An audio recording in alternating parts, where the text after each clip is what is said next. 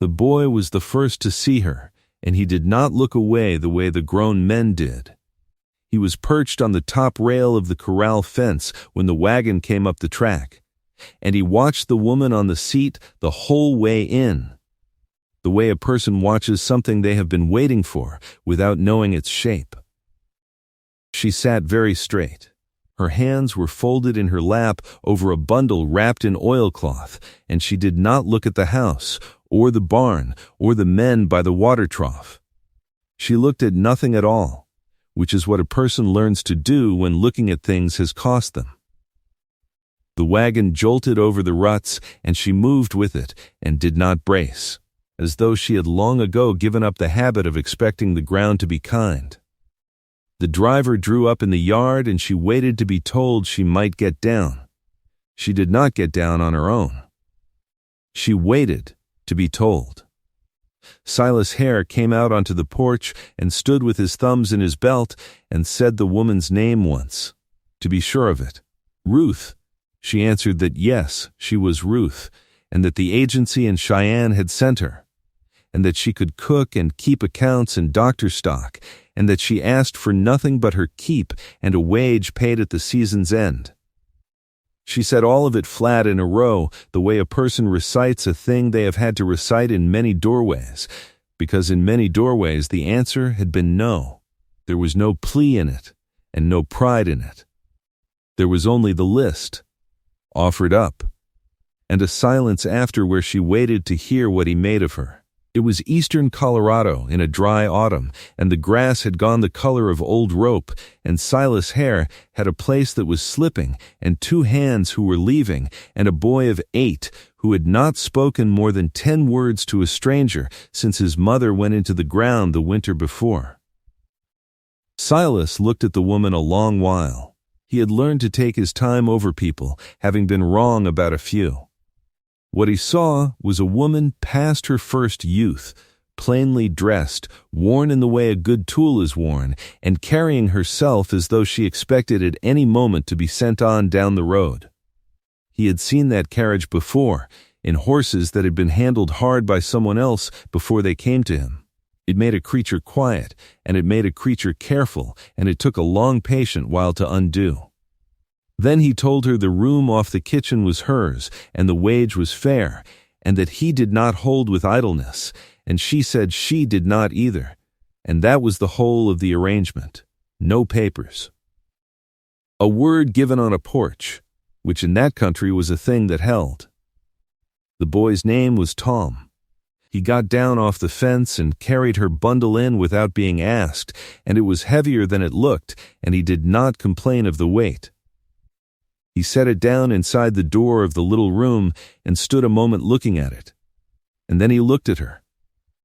And then he went out again to the fence and climbed back up to the top rail and watched the yard some more. She noticed that he had carried the bundle as though it mattered. Most children drop things. This one had set it down with care in the middle of the floor where she would find it easily. She filed the fact away without knowing yet what it meant. She rose before the men and had the stove going, and the coffee made, and the accounts book open on the kitchen table with a pencil beside it before the light was full. She had a way of moving through a kitchen that took up no more room than it needed. When Silas came in that first morning, she had already found the leak under the dry sink and stuffed it with a rag and set a pan under the drip so the floor would not rot further, and she had done it without saying she had done it, so that he only knew because he saw the pan. He looked at the pan and looked at her and said nothing. And she said nothing. And something was understood between them that neither would have been able to name. The place had been let go. She saw that in the first day. The accounts had not been kept since the spring, and the flour was weevilled, and there was a heifer down in the far pen that the men had written off, and the fence along the creek had 3 panels through which anything could walk. The barn wanted mucking, and the harness wanted oil, and there was a whole shelf of preserves gone bad because someone had put them up wrong, and no one had thought to check the seals. She did not remark on any of it. She wrote it all in the book in a small, even hand, one thing under another, a long column of the place's failings, and she began at the top and worked down, and she said nothing to anyone about how far the column ran. Silas watched her without seeming to. He had learned, in a year of running the place alone, not to hope for much from anyone the agency sent. The last 2 women had lasted a month between them. The first had wept at the loneliness of the place and gone back on the next wagon. The second had been slovenly and sharp with the boy, and he had put her on the wagon himself. But this one did not sulk and did not chatter and did not flinch when he spoke to her, though she also did not warm. And a man who paid attention would have seen that the not flinching and the not warming came from the same place, the way a callus and a scar do. She had been somewhere hard. He did not ask where. In that country you did not ask a person where they had been made careful. You only watched to see if the carefulness would wear off, given time and no fresh cause. Tom took to following her. He did it quietly, at a distance, the way he did most things now. He would appear at the corner of the barn while she worked and stand there, and she let him stand, and after a few days she began handing him small jobs, not as though she were minding him, but as though she needed the help. Which was a different thing, and he seemed to feel the difference. She would say the eggs wanted gathering, and there was no one but him to do it, and he would gather them. She would say she could not reach the high shelf, and would he fetch the stool? And he would fetch it. She never made a game of it, and she never praised him past the plain worth of the work, and this suited him, because praise from strangers had come to feel to him like a hand reaching for something. She asked only for the work, and gave him the work's own small dignity in return, and he came back each day for more of it. She never once asked him about his mother. This, more than anything, was what kept him near. The other one, the sharp one, had asked, and had put on a soft voice to ask it, and Tom had learned from that soft voice that his grief was a thing grown people wanted to handle and turn over and hold up to the light. Ruth did not want to handle it.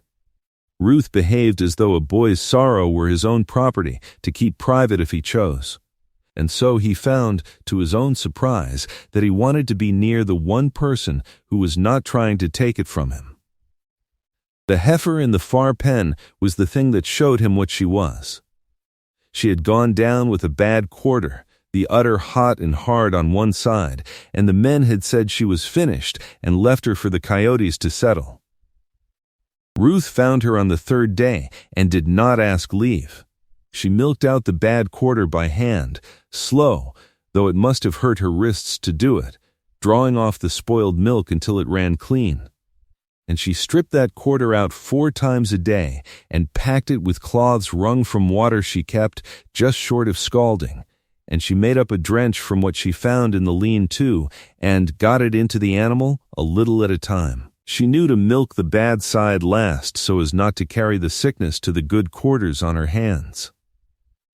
She knew to keep the animal up on her feet a part of each day, and she rigged a sling of sacking under the heifer's belly and tied it to the rail so the beast could rest her legs without going down. Because an animal that stays down too long will not get up again. These were not things a person read in a book. They were things a person's hands knew, learned in some other place, in some other year, from some other trouble. Tom watched all of it. He carried the hot water out to her, one careful bucket at a time. And he held the drench bottle when she needed both hands. And he learned the smell of the sickness, and then the smell of it going.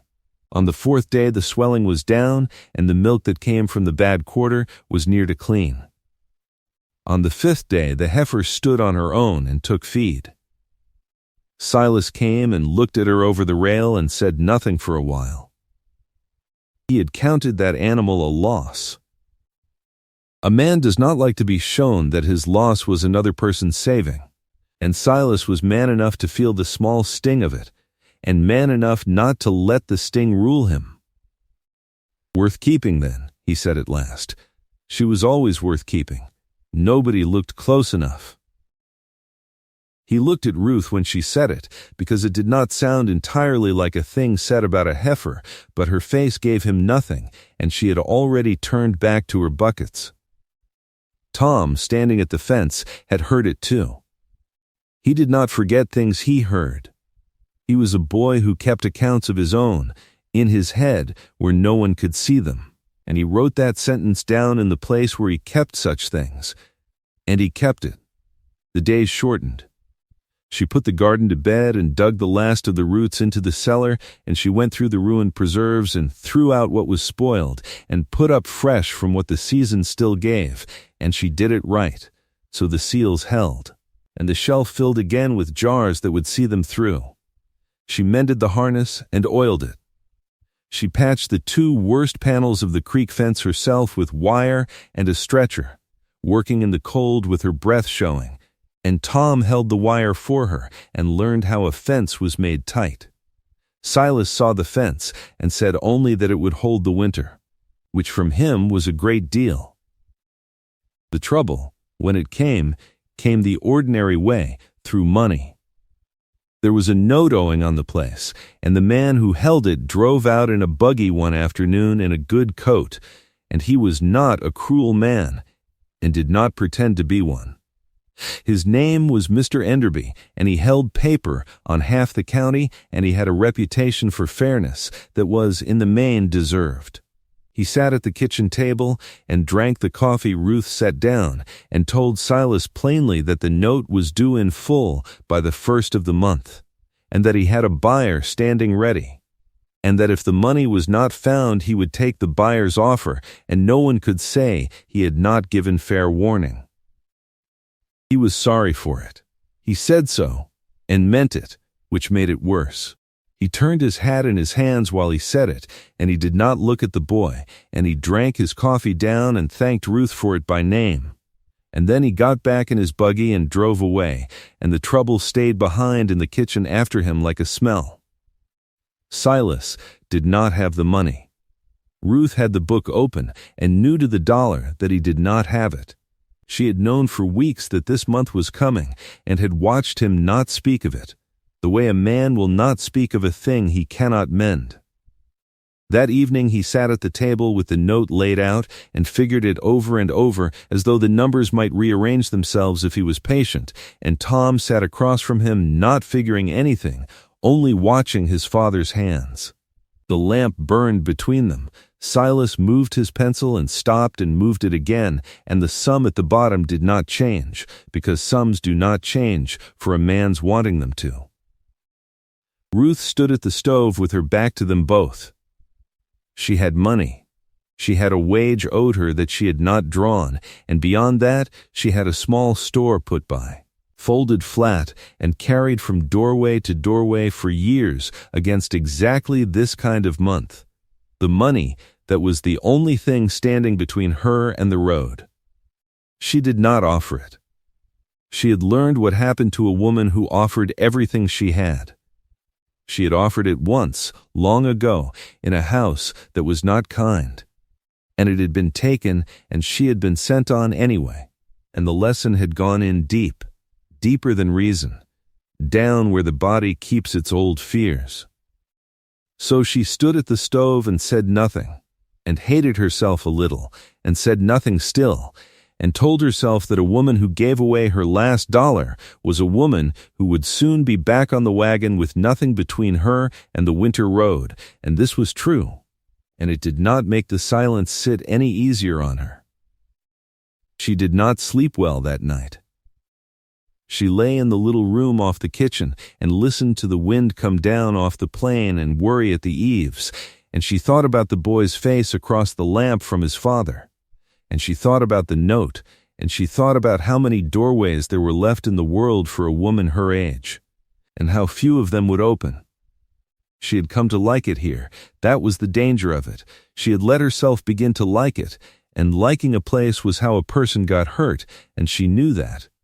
And she had let it happen anyway. It was Tom who did the sum. He had been keeping his own account, the way he did. He knew where the tin was.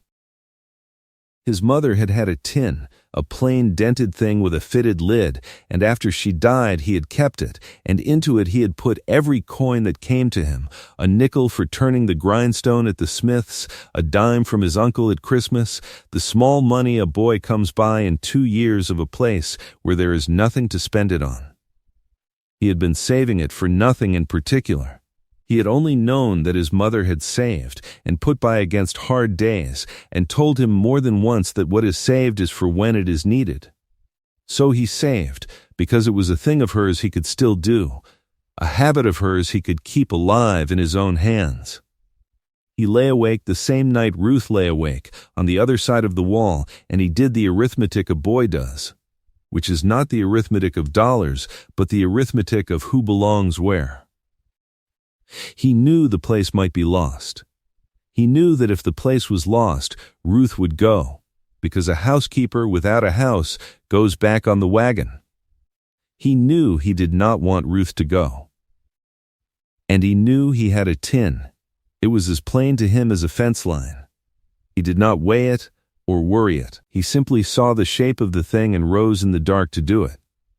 On the morning of the last day of the month, before the light was full, Tom carried the tin out to the kitchen and set it on the table in front of Ruth, and it was heavy for its size, and it made the flat clink of coin.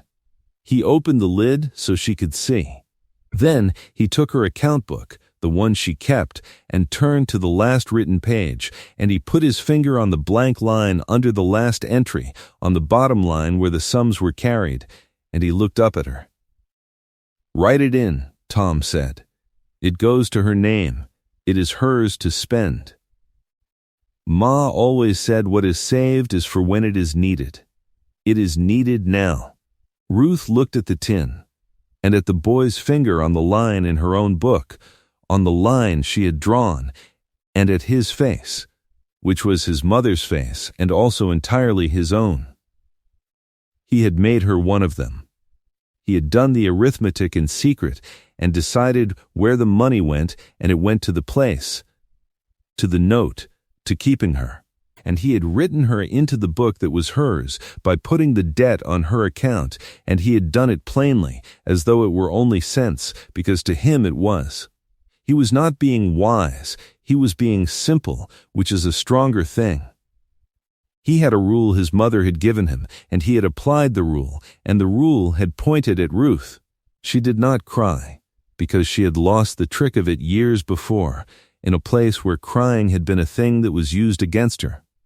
But she put her hand over the boy's hand on the page and held it there, and that was as near as she came, and it was nearer than she had come to anyone in a long time. She felt the small warm bones of his hand under hers, and she thought that she would not, after all, be able to keep from liking this place, and this time the thought did not frighten her the way it had in the night. The tin held $11 and some odd cents. It was not enough.